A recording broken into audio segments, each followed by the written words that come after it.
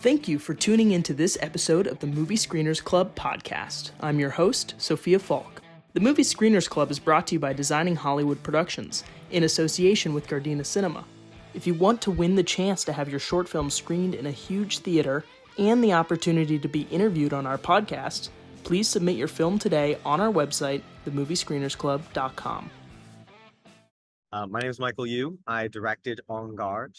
It's a four and a half minute long fantasy drama film about two estranged roommates that get brought together by this wonderful magical trip to a fantasy beach land where they fight with swords.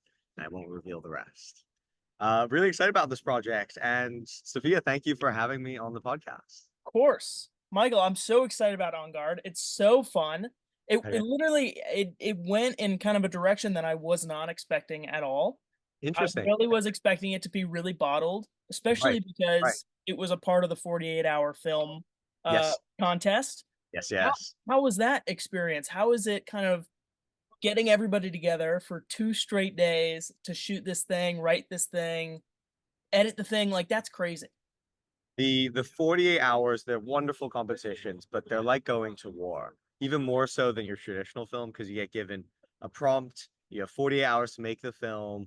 That means write, shoot, edit, everything, and it is really like going to war. But it really brought us together. It was a team of 15 of us.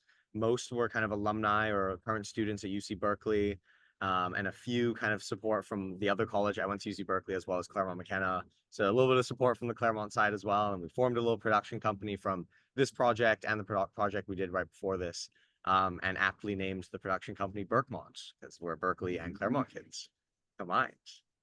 That's crazy. I went to Cal too. Oh, no way. Yeah, go Bears. We'll chat about that afterwards. That's awesome. But that's so cool. I mean, would you do it again? Like, is it kind of the war that you want to, do again, World War II? we would 100% do it again. We were fortunate enough with En Garde, it took part in the Bay Area 48-hour challenge. So the 48-hour competition, for those that don't know, is a global filmmaking competition, the biggest one on Earth, and it happens in about 150 cities around the world. And the winner of best film from each city competes against the other winners of best films from around the world in a global competition at the beginning of next year in March. And En Garde was fortunate enough to, I still can't really believe this, to win best film for the Bay Area. All right. So I'll be repping the Bay in this global competition called Filmapalooza, against the other top 150 films around the world. And if it does well enough to make the top 10 of those 150 best films, it will get a screening at Cannes Film Festival. Yeah. Oh my God. Late next year, or mid next year. I think Cannes a summer festival. I think it's mid next year. So, it's a great opportunity, I think, for any up and coming filmmakers to just kind of get work done and hopefully that work gets seen. Especially if you're at a city, LA, we also competed in the LA one. We didn't win best film there. We won Audience Choice Award, but you need to win best film to kind of move on to the next stage. The LA one, there's like 150 teams or so, so you really have to turn out. You have to be in the top 1% in order to go on to the next round. But the Bay Area one was just 30 teams. We felt pretty confident going into it as well. There's great locations in the Bay to shoot at too. So, and a lot of our crew had been living in Berkeley, so kind of knew the area quite well for a bit. But if you live in a city where hopefully there's a smaller competition as well, there's a good chance of you kind of moving through the next round. And then you go to Filmapalooza, and it's this big kind of, fest of filmmakers from around the world that kind of mingle and get to know each other. And then you compete against them, and you have a chance at going to Cannes. So it's a really, really great opportunity, I think, for any up and coming filmmaker. Would highly recommend it. And I think the 48-hour competition should pay me a little bit for endorsing their program. For real, you're like the poster child. Yeah, right. So I'm curious to know, like, what are some challenges that you kind of ran into? Is it tough to direct actors when you know that there's such a deadline and you cannot, have another shoot day? Like, you cannot push things off, you have to kind of power through. Is that difficult when you're directing? Oh my gosh, definitely. And with filmmaking, you're always on a tight deadline. For the 48-hour, it's in particular. I think there's something though, and this is speaking to perhaps a vague idea of creativity, but there's something about limitations that really pushes you forward. And when you've only got, the final fight scene for En Garde, as those of you will see or have seen, um, all of that was shot on the beach over the course of probably about like 30 to 45 minutes. We had to make a lot of quick kind of decisions on how the fight was choreographed. Fortunately, we had someone on our team that had experience in stage combat, so he kind of helped. And I grew up in Hong Kong making little short action martial arts films, so I had a little bit of background there that helped. But for that scene, we really, really had to just make decisions on the fly. And it was like that for a lot of the film. It's like that for so many projects that I do. And I find, when I have too much time to make decisions on things, I end up like not trusting my gut enough. Mhm. And I end up choosing things that I think other people will like over what I actually like myself. I'm currently developing my first feature film, and I gave myself exactly a month to do it. There's a few competitions that are coming up at the end of November. Mhm. And I had my mentor kind of sit down with me and review a short that I was adapting into the feature. And if it wasn't for this month-long deadline, I don't think I would be at the 50-page mark over the course of, it's only been 2 weeks now. Mhm. Um, and that's not to say that having a lot of time for a project isn't a good thing. It's helpful to kind of reflect and meditate and make sure you're kind of digging deep and doing your best work. But to have really tight limitations, to give yourself, now whenever I write a short, I'd sit down and I do a log line writing exercise. I give myself anywhere between 8 to 12 minutes to write as many log lines for the short that I want to make as possible. And at the end of it, I go back through and, tons of them suck, right? Tons of them don't really have a strong sense of the story, or maybe there's a character that's forming, but nothing kind of concrete. But just kind of allowing yourself to trust your gut and trust your intuition can really take you far, I think. And maybe that's a rule for life too. Yeah, for sure. I found that, like, Yeah. some point you just have to get words on the page, Yes. you know? And when you don't give yourself a deadline and you don't kind of hold yourself accountable, writing especially is such a individual activity. There is that collaboration aspect where, Right. either you have a writing partner or a team of writers like Right. Right. Right. Right. on Right. your Right. short. Yep. But, like, for the most part, it's an individual battle. And I think that giving yourself that deadline is so crucial. It's so important, and I mean, it really is just helpful. And at the end of the day, the first script is not gonna be good. No, it's It's gonna not. be all word vomit for everybody. Exactly, exactly. The first draft is always better than the Yeah. zero For draft. Steven Spielberg or Michael Yu, it's gonna be pretty trash. But Right. the second draft comes easier, and then the third draft comes easier, Yep. and eventually you have something that you can sell, and you can actually start developing and working on that way. So I think that's pretty cool. I was gonna say it's been sort of a rule I've tried to be implemented recently for myself that to kind of Mhm. increase productivity as a filmmaker. That my goal recently has been to reach first draft stage on anything, an email to someone I want to network with, Mhm. reaching out to an artist that I want to make a music video for, first draft of this feature. My goal has been to reach the first draft stage as soon as possible, because once you have the first draft, then it's just a process of making it better. And rewriting is a really important skill as well. But if you can get to that first draft stage, then the rest of it hopefully will become easier. Mhm. So yeah, And yeah. so I have that technical question that I Yes, was, please. Please bragging do. about earlier. We love a bit There of are tech. quite a few match cuts in Yep. this. Oh, It's good. really important. It's crucial to the story, Yes. because you're switching back and forth from reality to this fantasy realm. Yep. And I'm kind of wondering, like, at what stage in 2 days are you planning for that? Are you planning you're literally seeing the edit Right. in pre-production, 30 minutes before. Right. How did that work out? With most of these projects, they were like as soon as you get the prompt at 7 p.m. on day one, you just write, and ideally you finish before like 3 or 4 a.m. or some ludicrous hour. I think around that time we'd already starting to get the sense that okay, we wanted this film about a guy who wants to play video games, but he doesn't want to play. His roommate doesn't really want to play with him, so he kind of just magically ends up in this like beach fantasy world, and he wants his roommate to Mhm, join with him. And when we landed on that idea, I think it was actually in the writing process on the first night that we realized. And a lot of this has become a like, how do you do the 48-hour challenge thing, as opposed to how do you do filmmaking in general. But I think the match cut technique had become a part of the piece from the writing process. We knew we needed to transition into the beach world. And I'd done a little film called Out of Gas a few years before this, which is still my best film to date, I think, Mhm, in terms of the festival circuit.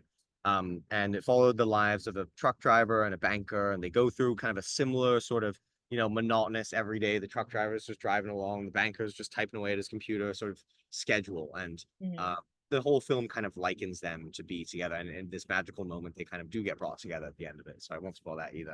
A lot of magical ending moments for my shorts, I You're a guess. magical guy. I suppose in a I'm way. kinda getting that. I was into magic as a kid actually. At like Christmas time, I would host a little show as a kid, Mm, and do little card tricks for my parents and stuff. I think they knew they weren't that good, but they let me go with it anyways. Um, where was I?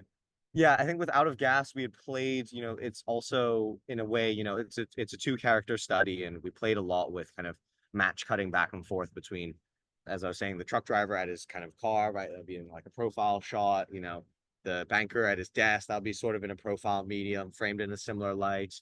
The banker would be like opening a file cabinet. The truck driver would be like opening his like back of his truck. mm. And so I'd like that technique. And I think increasingly, as many modern filmmakers have started to copy me, it's become kind of a thing in like modern, kind of like high arty cinema. Yeah, There's so many of these like, character goes to sleep and then they wake up in the same position, right? And the match right, cuts morning right, after. and just, like, the light changes behind them. Light changes Yeah. exactly, yeah. But Was Afraid does that. I watched The Real Pain with Jesse Eisenberg recently. How was Um, that? Was that it was good? actually really good. Yeah, it was Really? actually really good. The road movies aren't my favorite, but Yeah. the piece took on a very kind of slow moving. They used a lot of Chopin music. It was about these two brother cousins that go on a trip to Poland to kind of connect to their ancestry.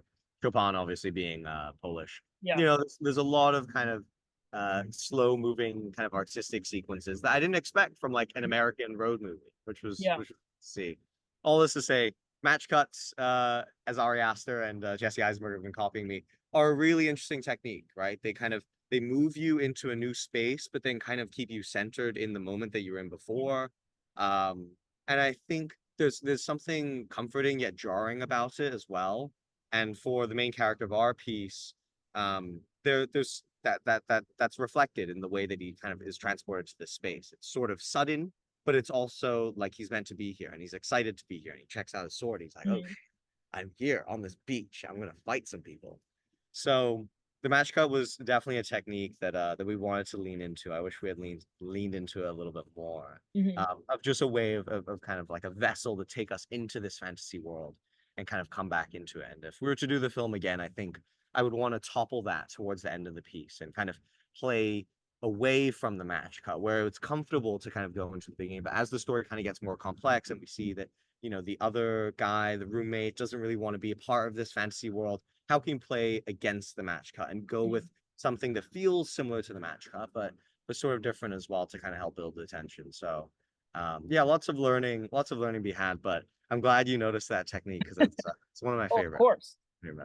Do you usually like using those kind of, like, blink and you'll miss it kinda techniques to storytelling where it is kind of that jarring experience where all of a sudden the story is completely different, and if you went to the bathroom and you came back and all of a sudden they're at the beach, you kind of lose the plot a little bit and you have to play catch up. Do you kinda Yeah. like surprising the audience like that and leaving them with this feeling of, like, on the edge of their seat or leaning forward, and they feel they're kinda locked in I to the film?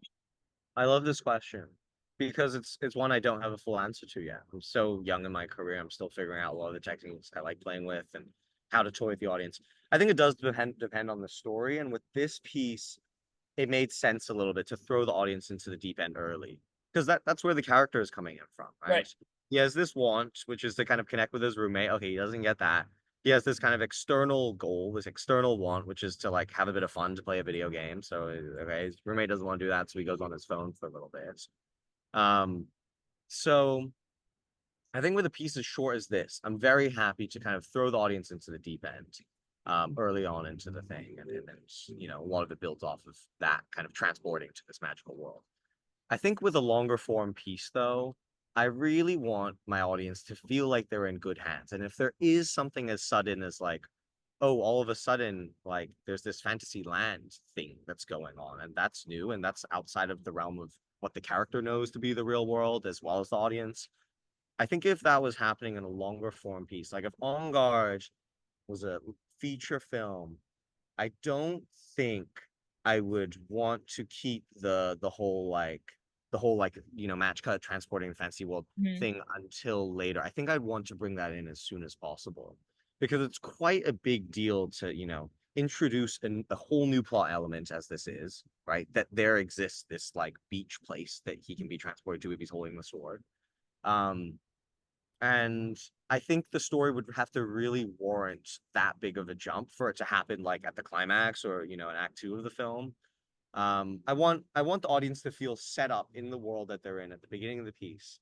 So that by the end, the stuff I can play with is the building of the relationships, the building of the plot. It's not the whole like I enjoyed. I'm just thinking about Bo is Afraid because that also kind of did the match cut thing at a Mhm. few moments.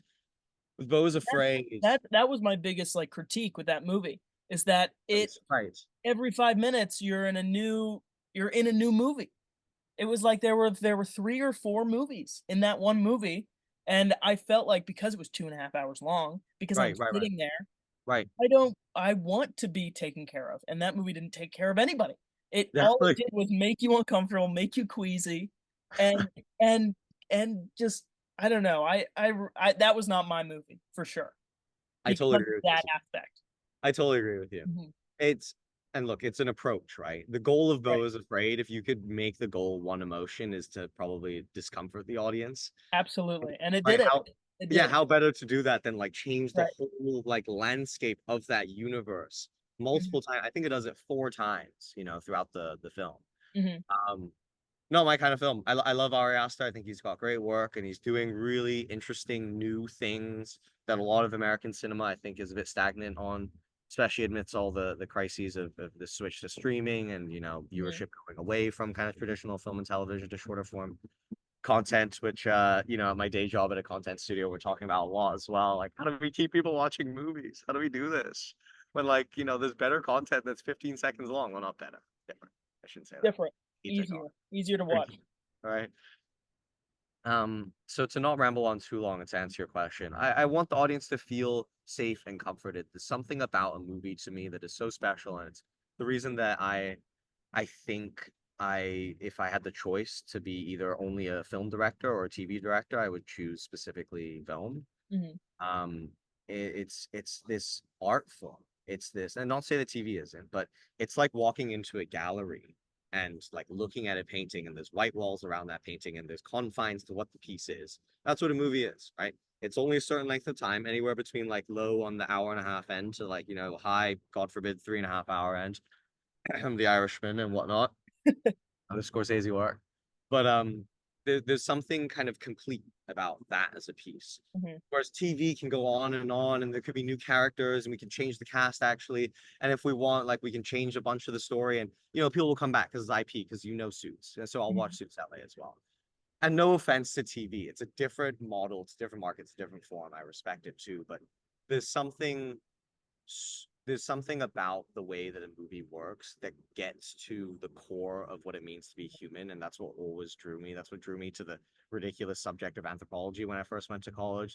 That's what draws me to having conversations with people outside of my multiple cultures, which is already a weird, confusing Chinese, British.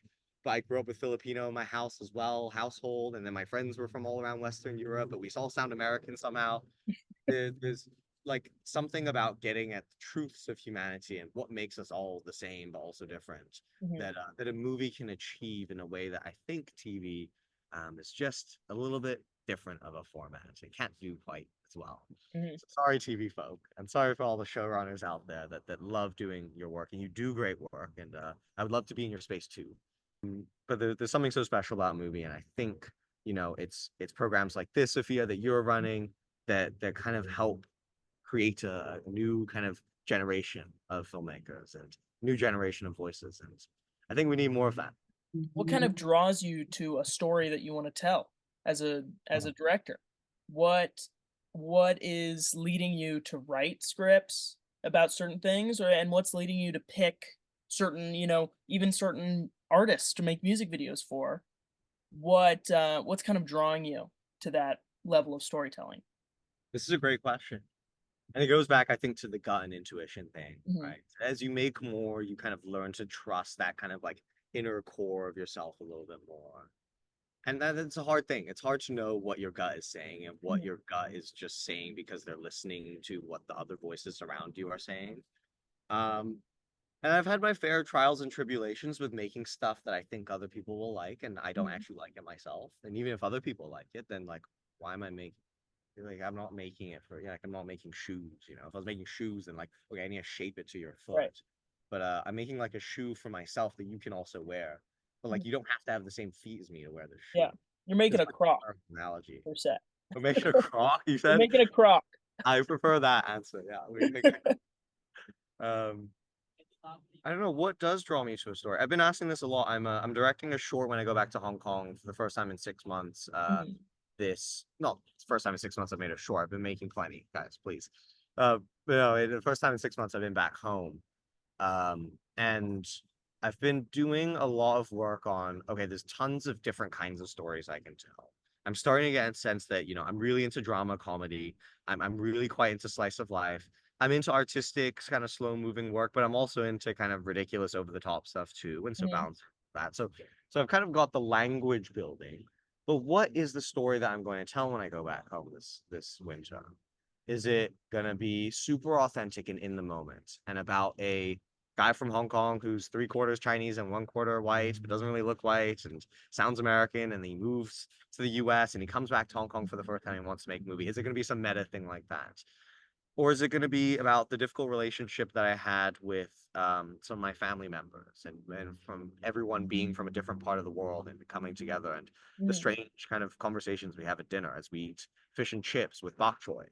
You know, is it going to be that, or is it going to be something silly? And I don't know. I really don't know. But at a certain point, this is when the limitation comes in, where you're like, okay, by this time, I must have this thing and I must do it.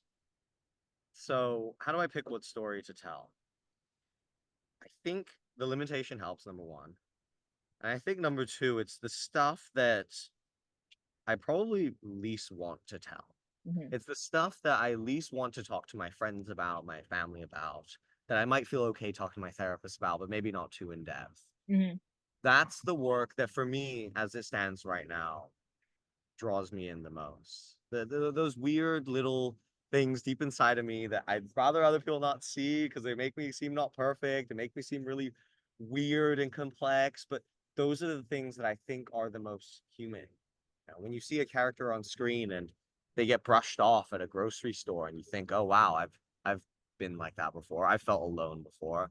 Or you see someone that's picking their nose in public and they get caught for doing it. Like, oh, okay, like I guess that's me sometimes. I'm not a nose picker, guys. I used to be. Let's not go Too into it. late. We already clipped it. Yeah, we all are. Come on. Don't Too tell me late. you haven't picked your nose once before. But I think those parts, and this is, I think, being in theater for the last year as well and taking some acting classes Mhm. and being with that crazy, wonderful crowd of people too. And I just finished co-directing a short with a theater friend of mine that never made a film before. Um, Oftentimes they tell you, yeah, acting is about kind of going deep into yourself and finding the parts that you don't want to show and showing them to other Mhm. people. And that's where we really connect. And I think the authentic kind of crazy, silly, but also genuine stuff that I want to make in the future will be that stuff. Will be the stuff that I probably don't want to talk about. I probably don't even talk about with my friends and rarely with my therapist.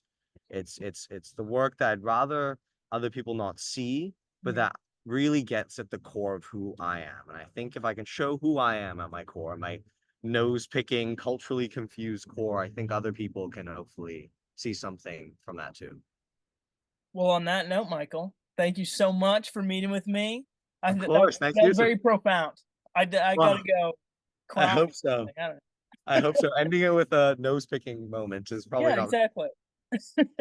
Oh, Thank you wait, we so need much. a thumbnail. Could you, maybe stick your finger? I don't know. Whatever. Thank you, Michael, so much. The Movie Screeners Club is produced by Designing Hollywood Productions in association with Gardena Cinema. If you want to win the chance to have your short film screened in a huge theater and the opportunity to be interviewed on our podcast, please submit your film today on our website, themoviescreenersclub.com. This episode was sponsored by Gardena Cinema.